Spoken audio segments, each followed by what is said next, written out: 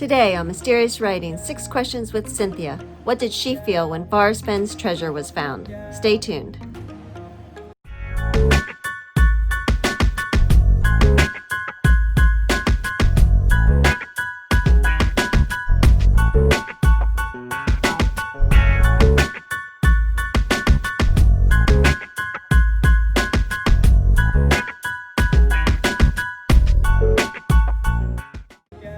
Enjoy the following 6 questions and answers with Cynthia on the found treasure of Forrest Fenn.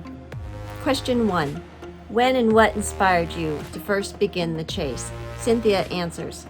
I first heard of it from a coworker at work in January of 2013. I Googled it that night, drove to Santa Fe the following day to buy the Thrill the Chase book, and was obsessed ever since. The inspiration was solving the poem in the book. I always loved mysteries, the board game Clue, and logic puzzles and adventure. I remember thinking, how hard can this be?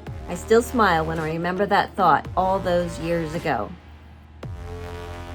Question 2. Had you expected the treasure to be found in 2020? What did you feel when Forrest announced it was found? Cynthia answers, I didn't expect the treasure to be found in my lifetime, let alone so early in another search season. I received an email directly from Forrest saying it had been found. My first thought was that someone else was using his email address and it was a joke. I replied to him immediately, asking if it was true. He responded yes. I was caught so off guard that it didn't sink in. I was lucky that I was in the midst of discussing my solve with another searcher. He had arrived at my place on his way home after his recent boots on the ground, which happened to be the same place as mine. So we had each other to analyze what just took place, and he continued to be my emotional support through the next 2 weeks. Question 3.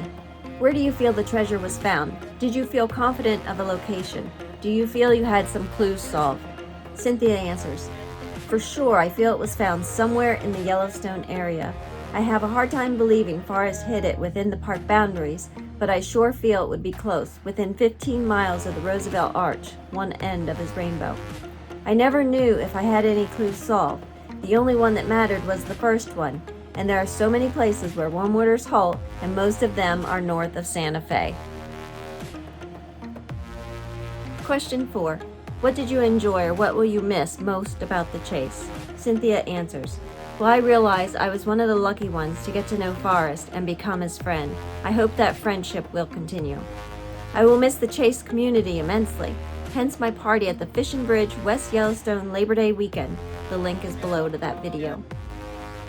And boots on the ground. Holy moly, when I watch my tribute video, the link is below, that is the clip that makes me cry every time. That last boots on the ground earlier this year. Question 5. Looking back on the chase, what do you feel you learned about yourself or of the experience?